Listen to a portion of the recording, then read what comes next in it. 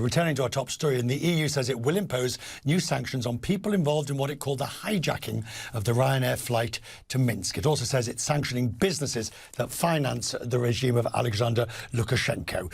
Listen to what the European Commission President Ursula von der Leyen described the action as and the attack on Europe. This is an attack on democracy. This is an attack on freedom of expression. And this is an attack on European sovereignty. And this outrageous behavior needs a strong answer. Alex Stubb, the former Prime Minister of Finland, with me from Helsinki via Skype. Alex, they've moved.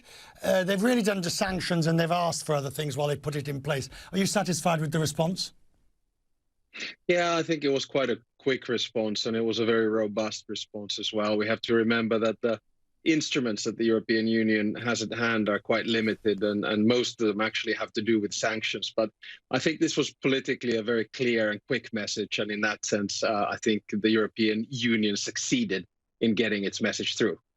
Isn't the risk here that as long as Lukashenko has Putin's support, he really just has to ride out the EU until it's sort of, all right, so the sanctions remain and this, that and the other, but, you know, they just have to ride it out?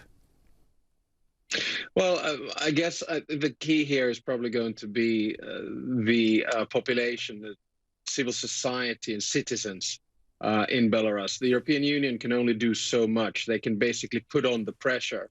But as far as military action or something like that is concerned, it's out of the question. What we're probably seeing here, Richard, you know, is the remnants of one of the oldest dictators in Europe. I've met him a few times in various political capacities, and my experience with dictators is that they don't go. I mean, there are three ways in which they go. They go, number one, in a coffin, number two, into jail, or number three, into exile.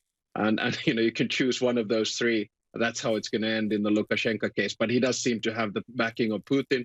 And in that sense, we're in it for the long haul. What's he like? What's he like when you meet him? Well, I have an interesting anecdote because I was a chairman of the OSCE in 2008 in my capacity as Minister for Foreign Affairs. So we had basically prepared these very precise speaking notes about the elections coming up in Belarus. And we said, you know, with the backing of all the members of the OSCE, that we are happy to see that things are moving ahead with elections. And, you know, we had like 20, 25 international cameras, and Belarusian cameras there. And the first thing Lukashenko says, thank you. You're the first European leader to say that from the West. And I thought that was the end of my political career. So, you know, this is the kind of stuff that you get from Lukashenko. You know, he's a dictator just like any of them.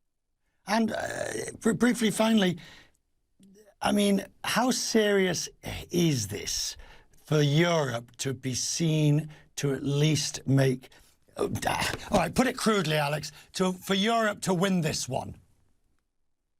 Well, I look at it from the other perspective. I think the most serious thing here is that Lukashenko and his regime has violated international law, aviation law, and he has taken political prisoners by stealth. And I think that is the main concern that all of us should have at this particular moment, and hope we can dissolve it.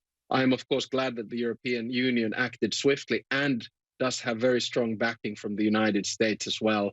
But, you know, this is not the most important thing. The most important thing is to free and democratize Belarus. Which will take longer than we've got to talk about it tonight. Alex, good to talk to you, sir. Thank you. Hope you're having a good summer. Thank you, sir. I'm going to